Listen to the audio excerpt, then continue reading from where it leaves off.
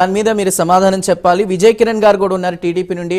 లక్ష్మణ్ రావు గారి questions along with Amit Shah ఏవైతే వ్యాఖ్యలు చేశారో ఏపీకి సంబంధించి పోలవరం మంజూరైంది జాతీయ హోదాలో కూడా, దానికి సంబంధించి కూడా జగన్మోహన్ రెడ్డి ప్రభుత్వం ముందుకు తీసుకువెళ్లేదన్నారు. దానికి కౌంటర్గా సజ్జలకు కూడా ఒక వీడియో క్లిప్ని కూడా చూపించడం జరిగింది. అంటే 2019 ఆ టైంలో కూడా మోదీ పర్యటన నేపథ్యంలో చంద్రబాబు దీని ఏటీఎంలా, అంటే టీడీపీ ప్రభుత్వం దీని ఒక ఏటీఎంలా పోలవరం ప్రాజెక్ట్ని వాడుకుంటున్నారంటూ కూడా ఏదైతే నరేంద్ర మోదీ స్వయంగా చేసినటువంటి వ్యాఖ్యల క్లిప్ని కూడా చూపించారు. జగన్ ప్రభుత్వంలోనే అభివృద్ధి సంక్షేమం జరిగింది కానీ టీడీపీ ప్రభుత్వంలో అభివృద్ధి సంక్షేమం జరగలేదు అనేది రేగడి లక్ష్మణ్ రావు గారు కూడా ఇప్పుడు చెప్తున్నటువంటి పరిస్థితి. విజయ్ కిరణ్ గారు మీరేమంటారు? గుడ్ మార్నింగ్ అండి, ప్యానల్ సభ్యులకి వీక్షకులకి అందరికి కూడా గుడ్ మార్నింగ్. ఇప్పుడు పోలవరానికి సంబంధించి అయితే 72% అయిందని కేంద్రం కూడా ఒప్పుకుంది. ఒకవేళ చంద్రబాబు నాయుడు గారు అందులో అవినీతి చేసి ఉంటే 5 సంవత్సరాల పాటు దాని మీద ఒక్క కేసు కూడా పెట్టడం చేత కాలేదంటే అక్కడ ఏం అవినీతి జరగలేదనేది స్పష్టంగా అవుతుంది. రాజకీయంగా ఒక ఇరు పక్షాలు పోటీ చేస్తున్నప్పుడు రకరకాల ఆరోపణలు చేస్తుంటారు. ఆ ఆరోపణలు అధికారం వచ్చినాక నిజమా కాదా అనేది తేల్చాల్సిన బాధ్యత ఆయా రాజకీయ పక్షాల పైన ఉంటుంది. కానీ వాటిని అది జరగలేదంటే ఖచ్చితంగా అవినీతి జరగలేదని. ఇప్పుడు 72% అయిన తర్వాత ఈ రోజు వరకు కూడా ఏ విధమైనటువంటి అడుగు ముందుకెళ్ళలేదు. స్వయంగా అప్పుడున్నటువంటి అనిల్ కుమార్ యాదవ్ కానీ తర్వాత అంబటి రాంబాబు కానీ ఎవరు మేము అసలు చేతులు ఎత్తేసారండి. పోలవరం ప్రాజెక్టు ఎప్పుడు అవుతుందో మాకు తెలియదు, వాన్ ఎప్పుడు వస్తుందో మనకి ఎట్లా తెలియదో, అలానే ఎప్పుడు వస్తుందో మనకు తెలియదు అని చెప్పేశారు. వాళ్ళ చేతకానితనాన్ని ఒప్పుకున్నారు.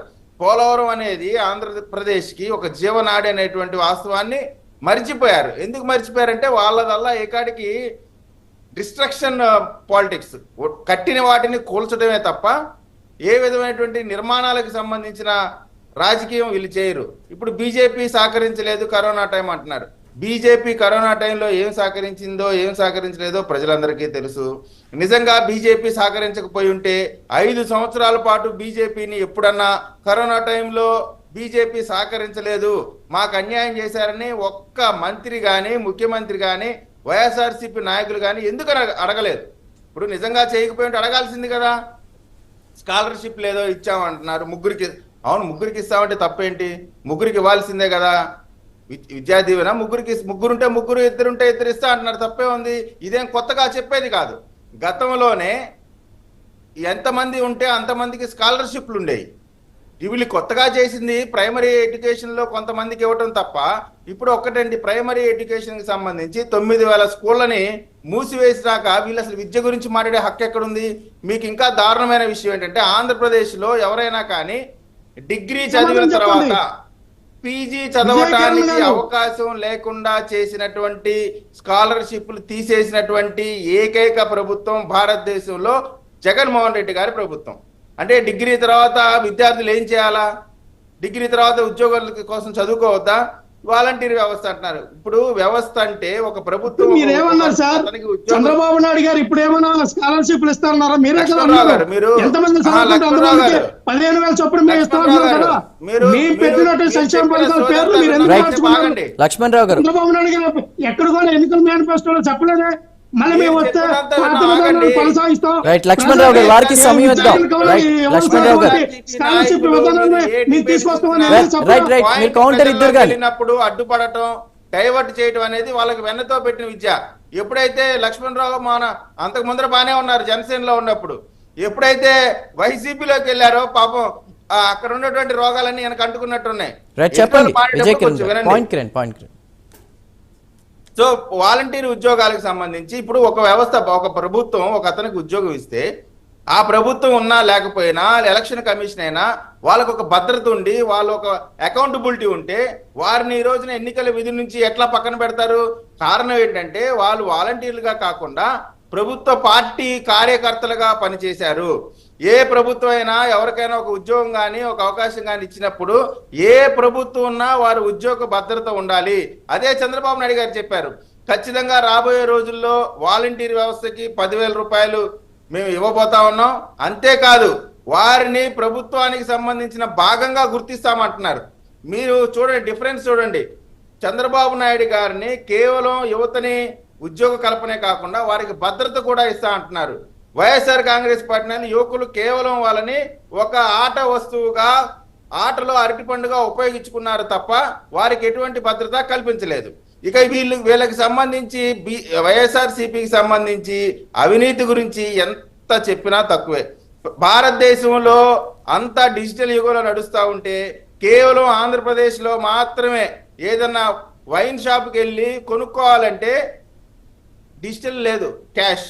ఎందుకంటే ఈరోజు చూస్తా ఉన్నాం ఎన్నికల్లో ఒక్కొక్క నియోజకవర్గంలో వేల రూపాయలు ఇచ్చి ప్రలోభ పెడతా ఉన్నారు.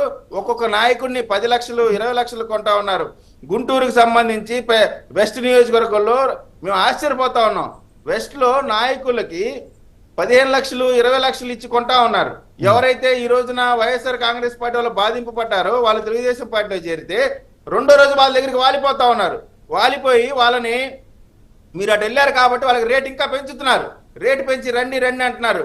కానీ గ్రౌండ్ రియాలిటీ ఏంటంటే నాయకులు ఎటుపోయినా సరే వాళ్ళ భవిష్యత్తు కోసం ఆంధ్ర రాష్ట్ర ప్రజలు ఖచ్చితంగా ఎన్డీఏ కూటమిని మాత్రమే గెలిపించాలి. నాయకులు అటు ఇటు పోయినప్పటికి కూడా ప్రజలు, కార్యకర్తలు అందరూ కూడా ఎన్డీఏకి అండగా ఉన్నారు. జనసేనకి సంబంధించి గ్రౌండ్ లెవెల్లో, బీజేపీకి సంబంధించి గ్రౌండ్ లెవెల్లో, టీడీపీకి సంబంధించి గ్రౌండ్ లెవెల్లో నా భూతో నా భవిష్యత్ ముగ్గురు కలిసి ఎంత చక్కగా ఎలక్షన్ చేస్తా ఉన్నారంటే ఎట్టి పరిస్థితిలో ఈ దుష్ట పరిపాలన అంతం చేయవలసిందే. అంతం చేయకపోతే ఆంధ్ర రాష్ట్ర భవిష్యత్తు అగమ్య గోచరం అయిపోతా ఉంది. కాబట్టి ఖచ్చితంగా ఈ ప్రభుత్వాన్ని దించాలని కృత నిశ్చయానికి వచ్చేశారు. అందుకని ఈ రోజున అమిత్ షా గారు క్లియర్ గా చెప్తా ఉన్నారు ఆంధ్రప్రదేశ్ లో జరుగుతున్నటువంటి అన్యాయాలు. మీరు చూడండి, లా అండ్ ఆర్డర్ కి సంబంధించి, రౌడీజం సంబంధించి అమిత్ షా గారు చెప్పడంలో తప్పే ఉంది. ఒక దళిత యువకుడిని చంపి డోర్ డెలివరీ చేసే అతి దారుణమైన ఘటన ఎక్కడన్నా జరిగిందా? జరిగిన దాన్ని, ఆ నేరస్తుడిని ఒక ముఖ్యమంత్రి తన బస్సులో పక్కన కూర్చోబెట్టుకొని బహిరంగ సభకు వచ్చి మీటింగ్ లో పాల్గొనడం ఎక్కడైనా జరిగిందా? ఈ రోజున ఎక్కడా జరగలేదంటా ఉన్నారు. ఏది అనంతబాబుని మేము సస్పెండ్ చేసాం పార్టీ నుంచి అంటున్నారు. మరి ఈ రోజున ఆయన ప్రచారాలలో ఎలా పాల్గొంటా ఉన్నారు? దళిత చైతన్యంతో అనంతబాబు ఎక్కడికి వచ్చినా అక్కడిని తరుముకుంటా ఉన్నారు ప్రజలు. అంటే వీరు హత్యలు చేసిన వాళ్ళని తీసుకొచ్చి బెదిరించి భయపెట్టి ఎన్నికలు చేద్దామనేటువంటి కుటిల రాజకీయాలు చేస్తా ఉన్నారు. ఖచ్చితంగా ప్రజలు చైతన్యవంతులయ్యారు. ఎన్డీఏ కూటమి అతి భారీ మెజారిటీ